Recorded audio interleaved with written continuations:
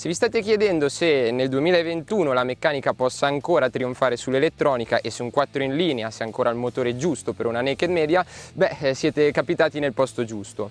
Non è certo una novità che Kawasaki ami alla follia questa architettura motoristica e allo stesso tempo non ami particolarmente farcire di elettronica le proprie naked, che considera ancora moto pure, da macho, per chi ama l'essenza della guida senza troppi filtri. Questa Z900 non fa certo eccezione e forse Kawasaki non ha tutti i torti, visto che nonostante l'arrivo di moltissime e agguerrite concorrenti, questa è ancora la naked più venduta in Italia.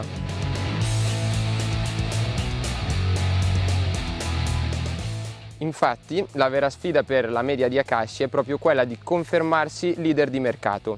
Ha ancora buone carte da giocarsi per riuscirci o è solo una questione di prezzo? È quello che voglio scoprire in questa prova. Azzeriamo il contachilometri e partiamo per questo nuovo 1000 km con.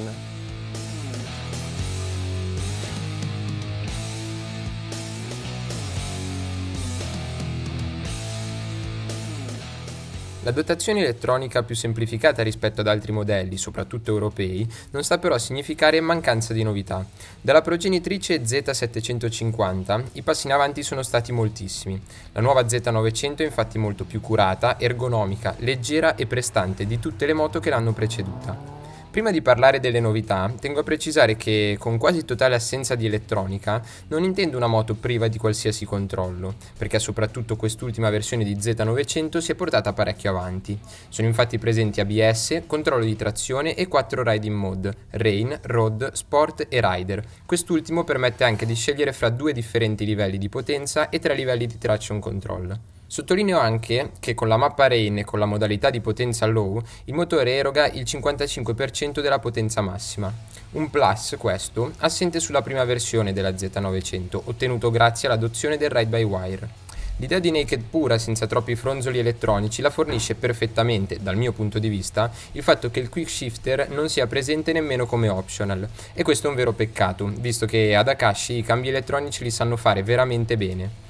Vi informo anche che la Z900 continua ad essere proposta in 2 versioni, la full power da 125 cavalli e la versione da 70 kW depotenziabile per patente A2. Quella di fare 2 versioni con 2 differenti livelli di potenza è una soluzione interessante, usata peraltro da molti costruttori, che permette di offrire la versione full power con una cavalleria maggiore rispetto a quella consentita dalla legge per rendere la moto depotenziabile.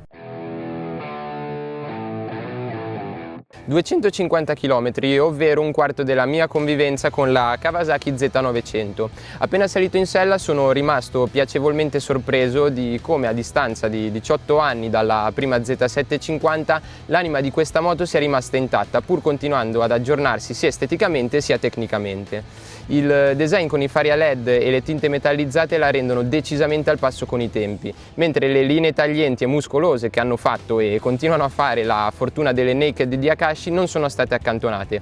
Anzi, bisogna riconoscere che questa 900 è la Z più affilata di tutte. Le finiture sono buone e anche in questo caso il salto qualitativo rispetto alle generazioni passate è evidente. Gli assemblaggi delle plastiche sono più solidi e precisi. Entrambe le levi sono regolabili nella distanza, cosa che questa caratterizza tutte le Kawasaki, anche le più economiche. Il nuovo schermo TFT che offre la possibilità di connettere lo smartphone dà l'idea di una moto più moderna e tecnologica che, per quanto sia rimasta fedele alla sua natura da moto da macho, vuole restare al passo con i tempi e giocarsela ad armi pari con le sue concorrenti. Aggiungo anche che per chi volesse viaggiare con questa Z900, anche se il codino non presenta appigli per un possibile ragno o cinghie per legare una borsa, sottolineo il serbatoio che è ancora in metallo, perciò permette di attaccare senza molti problemi e con molta facilità la borsa da serbatoio con i magneti. Ad armi pari, ma forse anche qualcosa in più, visto che la Z900 vanta ben 125 cavalli, una potenza inarrivabile per tutte le sue concorrenti, tolta qualche eccezione europea. Il merito è anche della cilindrata di 948 cm3 che, come ho già detto, rende un po' difficile far pensare alla Z900 come una naked media. In effetti, proprio media non è, anche se il prezzo in realtà dice il contrario. La scelta fatta da Kawasaki di optare per una dotazione essenziale ha permesso di mantenere il prezzo finale sotto la soglia psicologica dei 10.000 euro, 9.790 euro per la versione full power e 9.490 euro per la versione depotenziabile da 70 kW.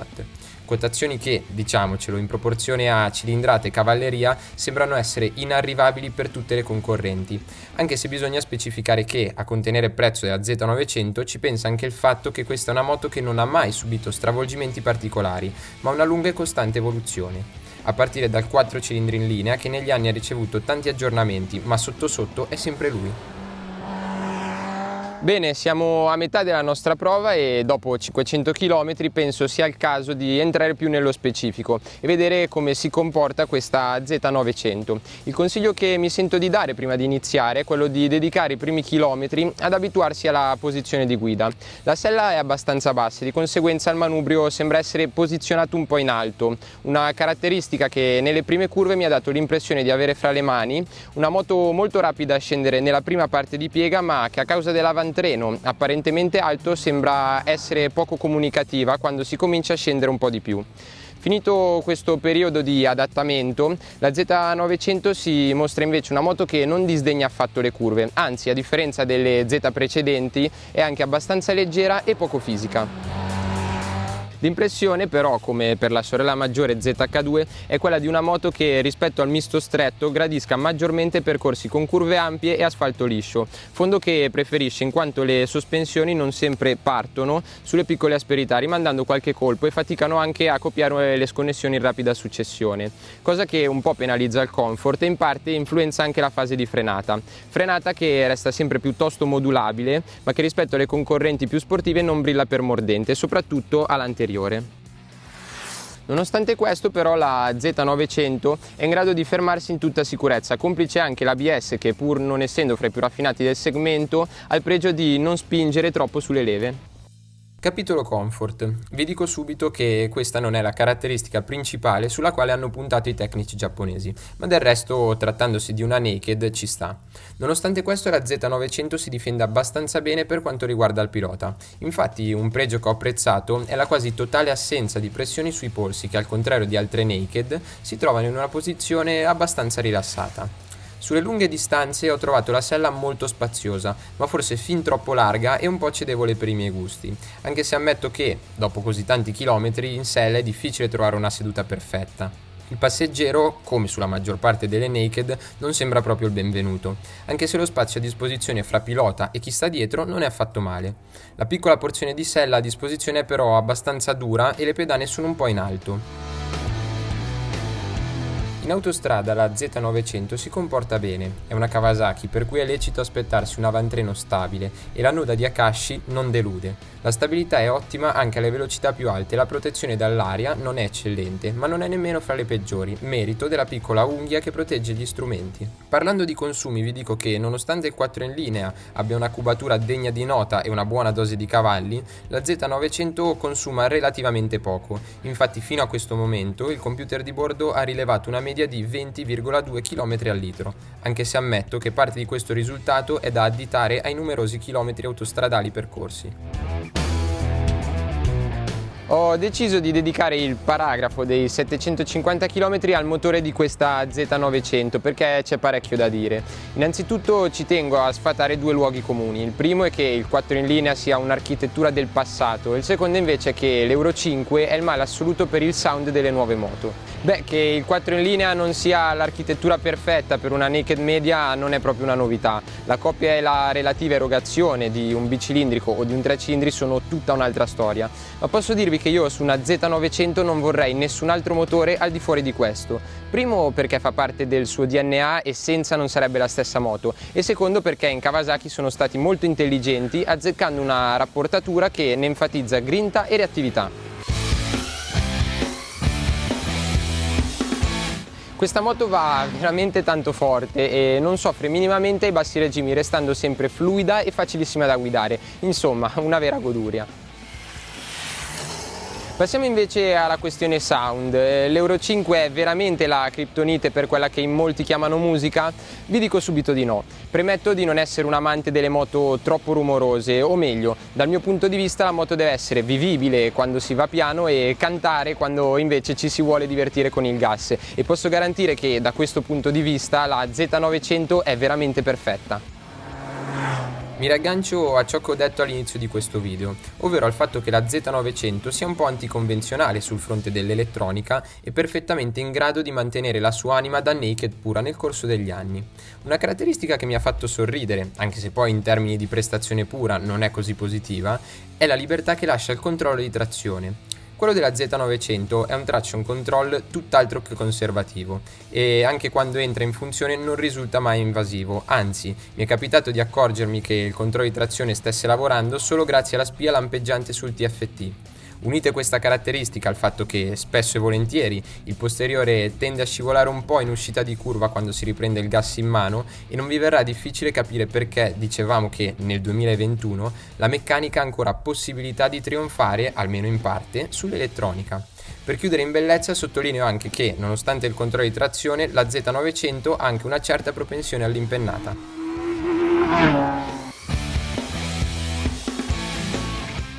Ed eccoci alla fine dei nostri 1000 km con la Z900, una convivenza che ho gradito particolarmente. Devo ammettere che all'inizio, reduce dalla memoria della Z800, non credevo di ritrovarmi davanti a una moto così diversa, così evoluta, passatemi il termine. I passi in avanti rispetto alle precedenti generazioni sono notevoli, soprattutto se parliamo di telaio e motore. In questi 1000 km ho trovato una moto sincera, divertentissima e soprattutto essenziale, ma non essenziale nel senso che manchi qualcosa o che ad Akashi abbiano lesinato su qualche particolare, essenziale con accezione positiva, perché se l'obiettivo di questa moto è quello di far divertire e non di ricercare la prestazione pura, devo ammettere che la sfida è stata decisamente vinta. A questo prezzo onestamente credo proprio che di meglio non si potesse fare. Ultima nota, quella sul consumo, che alla fine dei 1000 km percorsi su strade di ogni tipo si attesta sui 16,9 km al litro. Insomma, questa media, tra virgolette, palestrata non beve nemmeno così tanto, considerando che non siamo stati nemmeno così tanto attenti ai consumi. E voi cosa ne pensate della Z900? La vorreste ancora con più elettronica o vi piace così com'è? Vi aspetto qui sotto nei commenti per parlarne insieme.